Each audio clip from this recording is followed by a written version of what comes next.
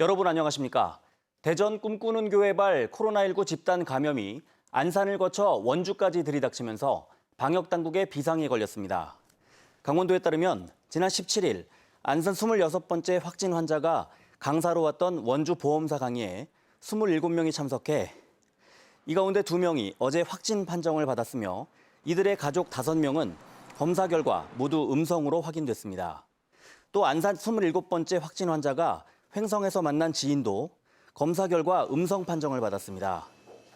이들 확진 환자의 접촉자는 현재까지 모두 39명으로 역학조사가 진행됨에 따라 더 늘어날 것으로 예상됩니다. 코로나19 사태 장기화에 대비해 의사 인력을 대폭 확충해야 한다는 지적이 나왔습니다. 보건의료 산업노조는 현재 국내 의사 인력은 인구 1000명당 2.3명으로 OECD 국가 가운데 최하위이며 코로나19 전담병원 곳곳에서도 감염내과 전문의가 한 명도 없는 상황이라고 지적했습니다. 그러면서 의사 인력 확대에 반대하는 대한의사협회를 규탄했습니다. 노조는 절대적인 의사 수 말고도 서울과 지방의 의사 인력이 배 이상 차이가 나 속히 공공의대 설립을 통한 인력 확충에 나서라고 정부를 상대로 촉구했습니다. 코로나19 사태로 농촌마다 외국인 계절 근로자를 확보하지 못해 인력난을 겪고 있습니다. 이런 가운데 서울시와 양구군이 일손 교류 프로젝트를 시행해 농가에 도움을 주고 있습니다. 박민기 기자입니다. 열매에 봉투를 씌우는 작업이 한창인 양구의 한 과수원. 코로나19가 장기화되면서 외국인 계절 근로자를 확보하지 못한 공백을 서울에서 온 일손이 대신하고 있습니다. 서울시 일손교류 프로젝트로 양구군에 파견된 단기 근로자는 모두 12명. 외국인 근로자보다 농작업은 서툴지만 작업 지시를 쉽게 이해하고 의사소통이 원활합니다. 단기 근로자는 숙소를 제공받고 시간당 10,000원씩 임금도 받지만 농민의 수고를 이해하고 농촌 현실에 눈을 뜨면서 보람을 찾고 있습니다. 야채나 과일을 살 때 이게 왜 이렇게 비싸? 라고 생각을 하거든요. 근데 막상 이런 데 와가지고 경험을 해보니까 야, 이게 비싼 게 아니구나. 그걸 먼저 느끼겠어요. 코로나19 여파로 양구군이 법무부에 신청한 외국인 근로자 600명 가운데 단 한 명도 입국하지 못해 심각한 인력난을 겪고 있는 지역 농가도 희망을 찾았습니다. 적기에 일손을 구하지 못해 일부 풀밭으로 변한 농지도 있지만 일손교류 프로젝트가 시행되면서 꼭 필요한 농작업은 가능해졌습니다. 고추 한 1,500평 하던 걸 하우스에 그건 이제 포기하고 포도도 포기를 했다가 다시 이제 서울에서 서울시하고 이렇게 한 일손 돕기 그 분들이 오셔가지고 포도는 다시 이제 서울에서 온 단기 근로자가 외국인 계절 근로자의 공백을 메우면서 일부 농가에는 큰 도움을 주고 있지만 파견 규모가 적은 것이 문제입니다. 특히 코로나19가 장기화되면서 동남아 국가 대부분이 국경을 틀어막고 있어 농촌 일손 부족 현상은 쉽게 해소되지 않을 전망입니다. MBC 뉴스 박민기입니다. 삼척과 태백 사이엔 경치가 뛰어난 협곡이 있는데 이곳을 개발하는 관광 사업이 하나둘 이어지고 있습니다. 특색 있는 자연을 활용해 훌륭한 관광지로 만들 수 있을지 관심이 쏠리고 있습니다. 유인호 기자가 보도합니다. 협곡 정상 부근에서 내려다보는 웅장한 풍경이 장관입니다. 1억 년의 시간 동안 침식과 풍화가 진행되면서 형성된 곳입니다. 지질학자들 사이에서 한국판 그랜드 캐니언이라고 불릴 정도로 경치가 특별합니다. 협곡 위아래는 모두 석탄을 캐는 지역. 사양길의 탄광을 대체할 사업으로 일부 관광시설이 들어서 있습니다. 스위치백 철도 폐선 부지에 철도 체험 테마파크가 조성돼 있고 유리공예와 목재문화 체험시설도 운영 중입니다.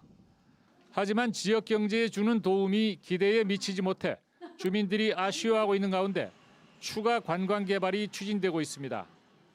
가장 특색 있는 건 삼척시가 협곡 절벽 위에 조성하려고 하는 중세 유럽형 테마타운 관광지입니다. 중세 유럽형의 고성을 만들고 거기에 숙박 시설도 있고 그 힐링할 수 있는 테마타운도 만들고 정원도 만들고 휴식을 중심으로 한 어떤 테마타운이 되겠습니다. 수백억 원을 투자하겠다는 사업가가 있어 건축 금지와 관광지 지정 등 개발에 앞선 행정 절차를 밟고 있습니다. 삼척시는 테마타운과 기존의 관광 자원을 오가는 케이블카 연결도 계획하고 있습니다. 협곡 정상 부근은 태백시가 관광 개발에 나서고 있습니다. 125억 원을 들여 협곡을 내려다보는 전망대와 전시관 등을 조성합니다. 올해 말에 완공할 예정입니다. 그 밤하늘의 별자리를 관측하고 그리고 야경 그리고 눈꽃 전망대라고 주 전망대가 50m 전망대가 있습니다. 그 전망대에 올라가시면은 그 한국의 그랜드 캐니언이라는 톱니 협곡을 한눈에 바라볼 수 있는 뷰가 아주 아름답습니다. 자연이 빚어낸 작품 톱니협곡의 가치에 눈을 뜬 지자체들이 어떤 성과를 만들어낼지 주목됩니다. MBC 뉴스 유인호입니다. 오늘 오전 9시 49분쯤 고성군 북북동쪽 11km 해역에서 규모 2.3의 지진이 발생했습니다.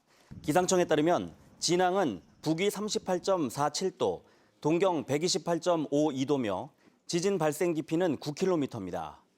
이 지진의 계기 진도는 강원 지역 최대 2로 관측됐는데 조용한 곳이나 건물 높은 층에 있는 소수의 사람만 느낄 수 있는 수준입니다.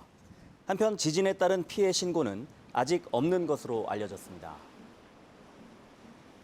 강원도체육회는 부산과 경남을 제치고 문화체육관광부 국민체육진흥공단이 공모한 스포츠과학센터 지원 대상에 선정됐다고 밝혔습니다.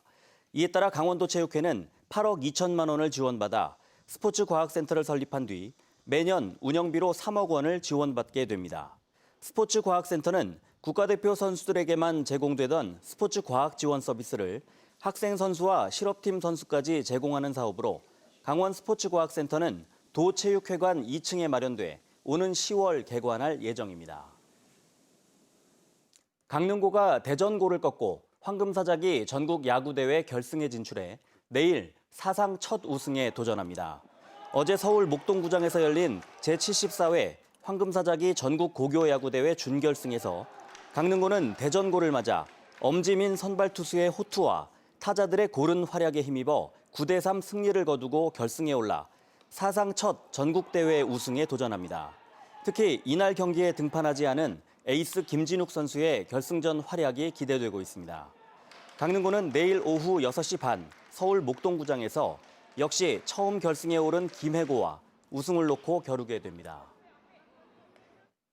최근 강릉에서 한 종교단체가 산지 전용 허가 없이 18,000제곱미터의 산림을 훼손한 데 이어 횡성에서도 같은 혐의로 건설업체 대표가 징역형의 집행유예를 선고받았습니다.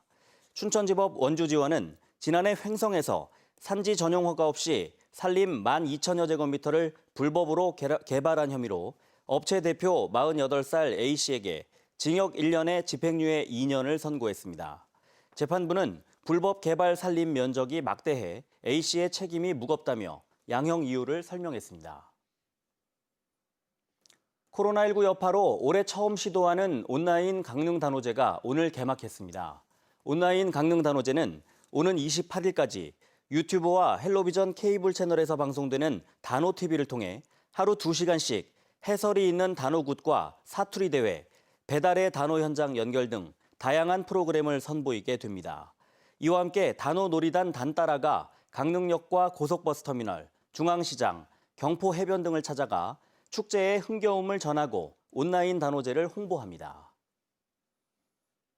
해마다 반복되는 다슬기 채취 순환 사망 사고가 최근 3년간 강원도에서 가장 많았던 것으로 나타났습니다.